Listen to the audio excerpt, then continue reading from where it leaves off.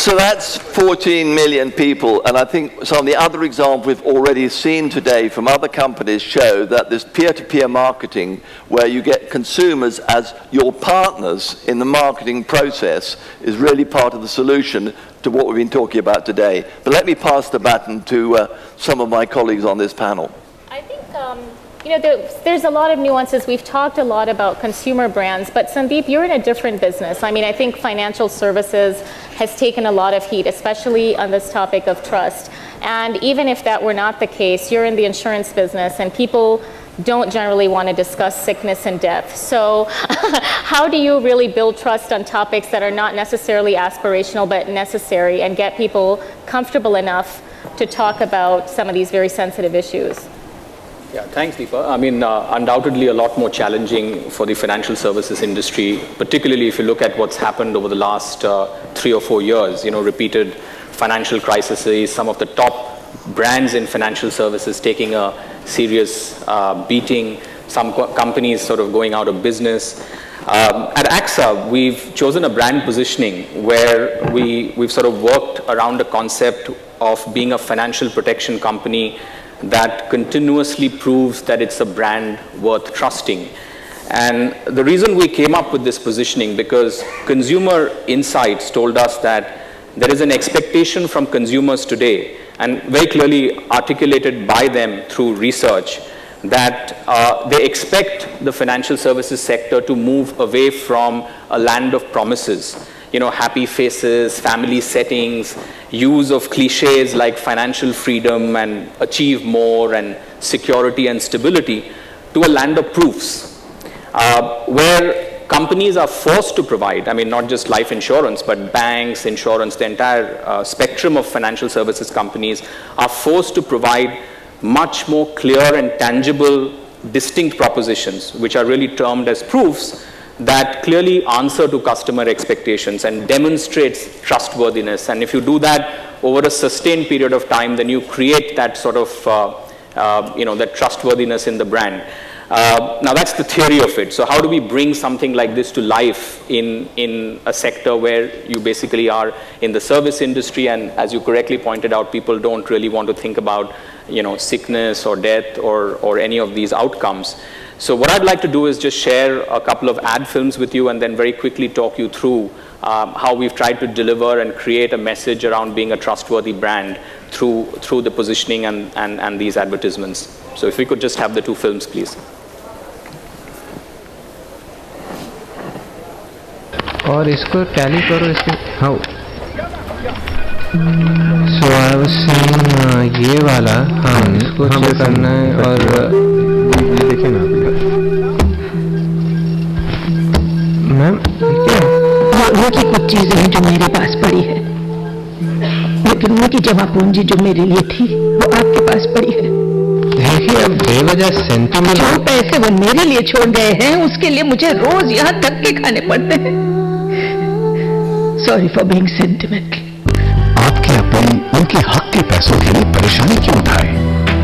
इसलिए भारतीय AXA life insurance ने बदला है जीवन सुरक्षा का नजरिया। पानी का क्लेम सोची के वक्त फंड वैल्यू का पूरा भुगतान सिर्फ 48 घंटे में। फिर कब आऊं मैं? चाय के लिए? कभी भी। वैसे चेक तो आपको 48 घंटे में भेज दिया जाएगा। भारतीय एक्सा लाइफ इंश्योरेंस, जीवन सुरक्षा का नया नजरिया।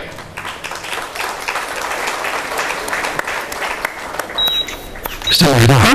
आपको क्रिटिकल लंग डिजीज हुआ है। लंग्स नहीं, कोई और बीमारी दीजिए ना। व्हाट? स्ट्रोक दीजिए। स्ट्रोक क्या लंग्स खराब है। हाँ, किडनी फेलियर हो सकता है। Kidney failure? हाँ, मेरी पॉलिसी मुझे लंग डिसीज की परमिशन नहीं देती। सॉरी। गंभीर बीमारी इंश्योरेंस पॉलिसी पढ़ के नहीं आती, इसीलिए भारतीय एक्सा जनरल इंश्योरेंस ने बदला है सुरक्षा का नजरिया। हम कवर करें न सिर्फ आम बीमारियां, बल्कि हमारी क्रिटिकल इलनेस पॉलिसी दे 20 गंभीर बीमारियों के लिए लंप सम कॉम्पेंसेशन। भारतीय एक्सा, सुरक्षा का नया नजरिया।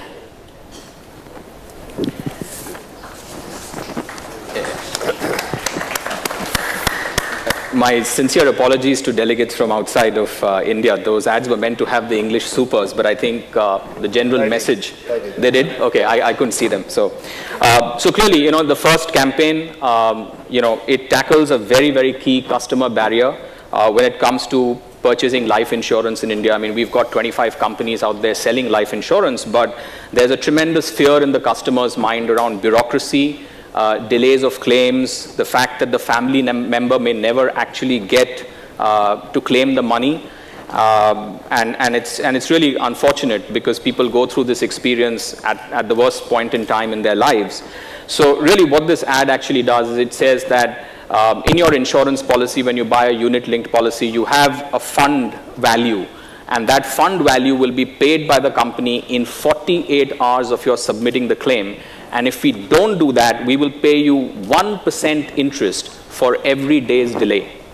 And that's really putting money where your mouth is. That is about a strategy of proof as opposed to, like I said, shiny, happy faces and land of promises. And you know, when we came up with this campaign, the company's sort of brand recall, aided, unaided, just went through the roof.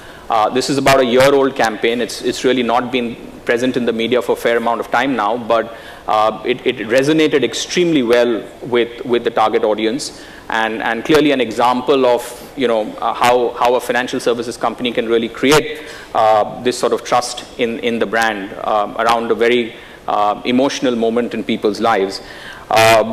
The other campaign, again, is about another key concern that, you know, I have this insurance policy, but when I really need the money, there's all kinds of fine print, there's all kinds of exclusions because of which, you know, the company can actually back out of paying me the claim.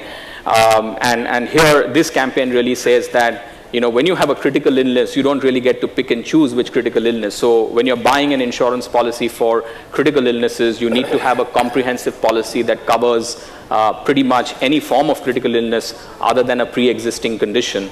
So again, two campaigns that focus around creating trustworthiness of the brand, and an example of how the financial services sector is really trying to work on this aspect. Clearly a big challenge for us. You don't experience the brand when you buy a car or an iPad, but you know, this campaigns really try and address that trust deficit we are all talking about. I would like to turn my attention to you. I think the car industry is also in the U.S. another sector that received its fair share of criticism, and I think I would like to touch on what do the actions, you know, independent of the product, what impact did those have on building trust? Ford was the only American car company that didn't take bailout money in 2008. And since then, you've really come out with very innovative designs. You've announced very ambitious plans in global markets. And I want to get your insight on how those things have really contributed to building trust and how that's enabled you to connect with consumers.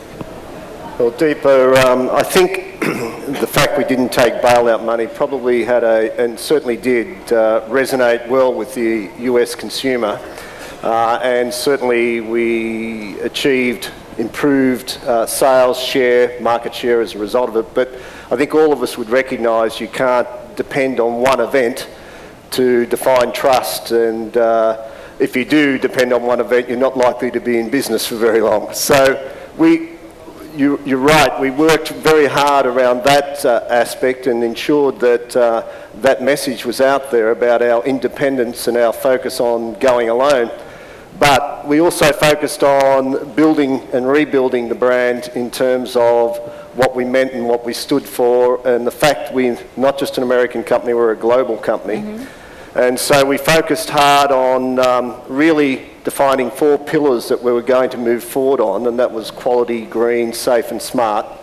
So under each of those pillars, you can't really depend on one of those either as a brand definer to develop trust across the level and the number of people that we want to influence with our product.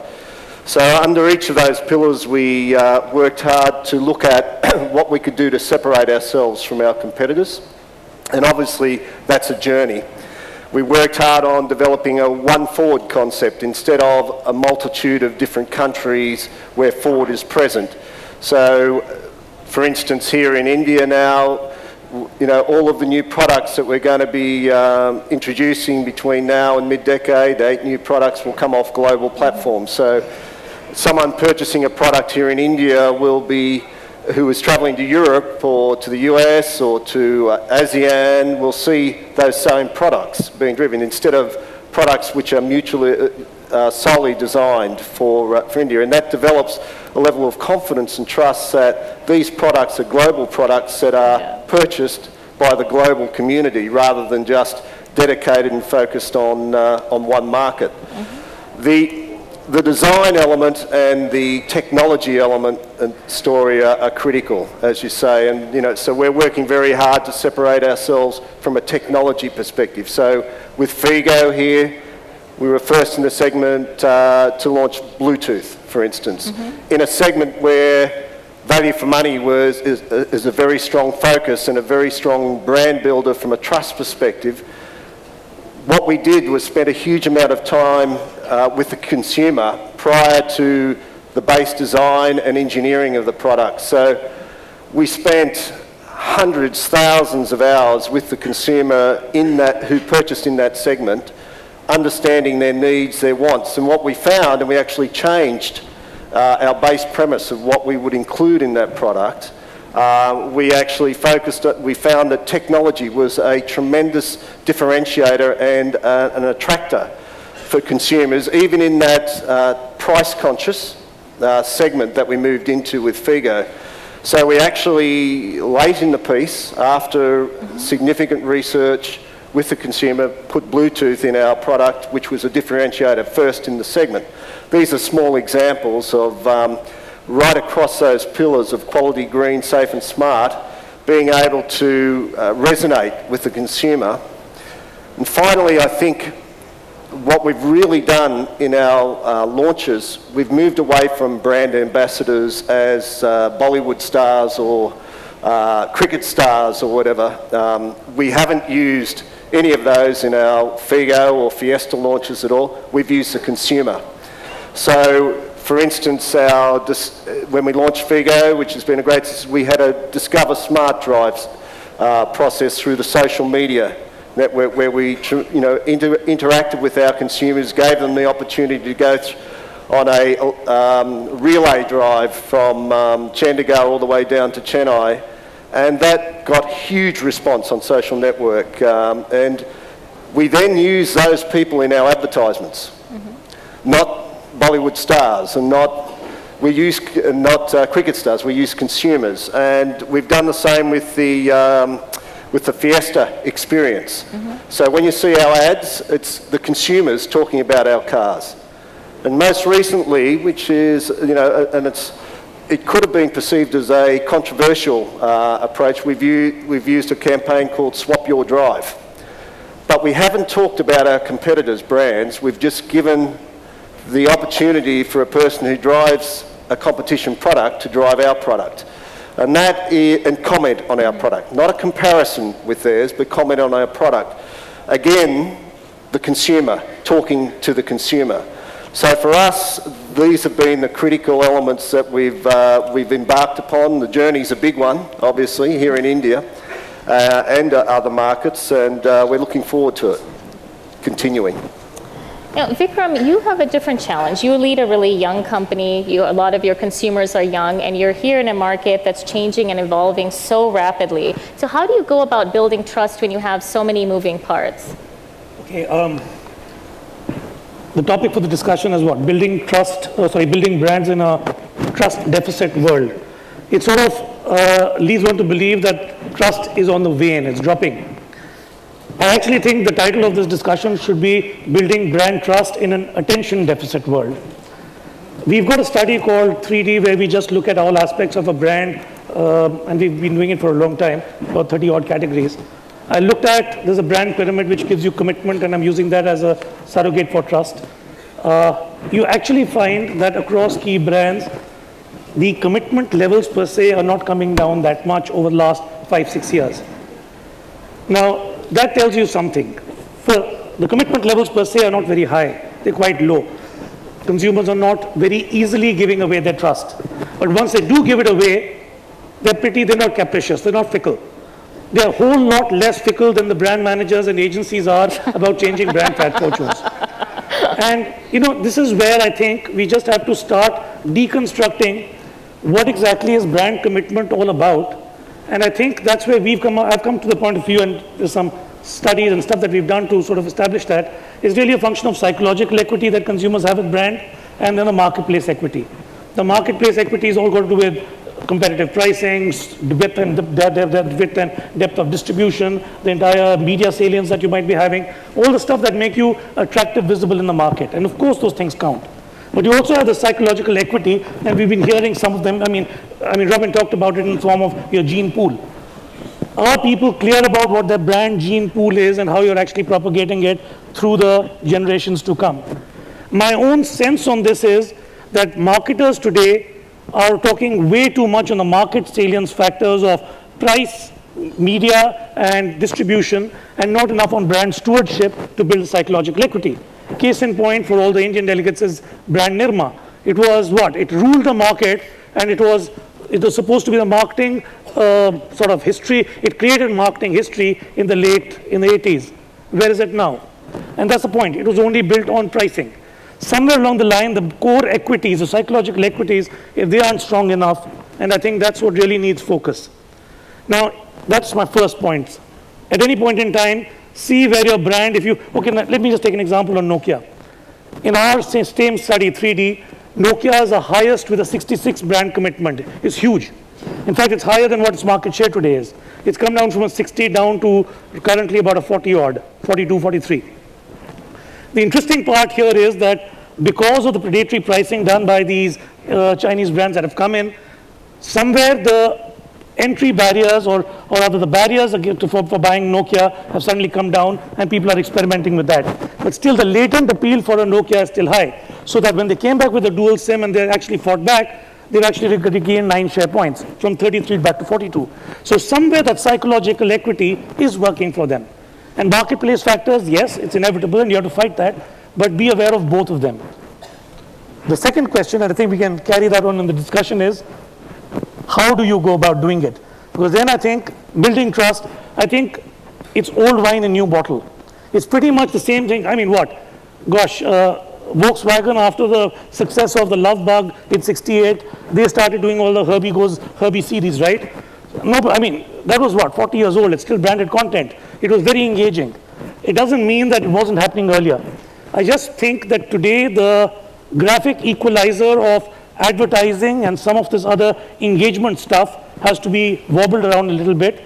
And number two, the tools available to you, especially the digital tools which are unleashed, and in fact beautifully brought out by Will Sansom of Contagious. I think if you do them in a relevant, seamless way where you don't see the technology, I think those are the kind of things that will build engagement in what we call paid, owned, and earned media. Just two things I'd like to say about those interesting facts. I would say from the evidence I've seen that on the one hand, the brain doesn't like changing its mind. So if it has an opinion, if it's trusting a particular brand, it's likely, other things being equal, to going on doing it. Because it doesn't want to change, it's more effort to change. It takes the brain twice as much brain energy to learn a new task than to do a practice task. So if the brain, which is why in many markets people keep on buying the same product. Then, however, if something happens to the rational part of the brain, there's some product failure, there's some consumer satisfaction, that trust can be punctured, and it can go down. And when it happens, it's very hard to reconstruct. And we saw an example earlier how Domino managed to do that. So I would say that if it does go down, it needs to be identified and managed in quite a difficult way. But we've already seen today it can be reconstructed. But the other point I would say is that in a general sense, the data I've seen, which isn't Indian data, would say that broadly speaking, brand trust is declining. In fact, in the book I have here, I brought my evidence with me. If you're up against a statistical man, so according to this survey, from 1997, the percentage of brands seen as trustworthy has gone down from 52% to 25%. So that's Is that because there's a lot more brands? the percentage of, it could be. But let's do a quick survey here. So let's see now, it'll be interesting in this room, what percentage of people think that the brands have declined, how they're seen as trustworthy? Would you accept that question? Actually, I'm operating more at a brand level. So according to me, the Lux is a brand of soap. It had a certain trust 6 years back. It has a similar level of trust now. That's my point. Overall, soap category has exploded. So if you take it at the soap category level, sure, the trust is down because there are some irrelevant brands there. But broadly speaking, what we certainly see in Europe, that brands generally are seen as being less trusted. In the same way governments are seen as less trusted. Politicians are being seen as, there's been overall, for a whole string of reasons, is that happening in your Indian data? I think, Robin, on that one, I think, it again goes down to the brand at hand. You talk about politicians. By and large, of course, the entire distrust quotient of politicians, if anything, is exponentially going down. But then, whether it was Obama when in his election year, or whether in India, it's Anna Hazare, who's not a politician but a public figure. Now, clearly, these are brands which have got some integrity and they stand for something. And when they resonate, importantly, they must stand for something good, which is because what we hear both from AXA as well as Ford is they're investing in building the core of the product. And I think people right through the conference are telling us that you can't fool around if the product is bad, then forget it. But here, when we had a good product called Anna Hazare, he resonated like mad. And of course, the means that he chose, how to say it, were equally effective. He chose the Gandhian way of Satyagraha. Absolutely.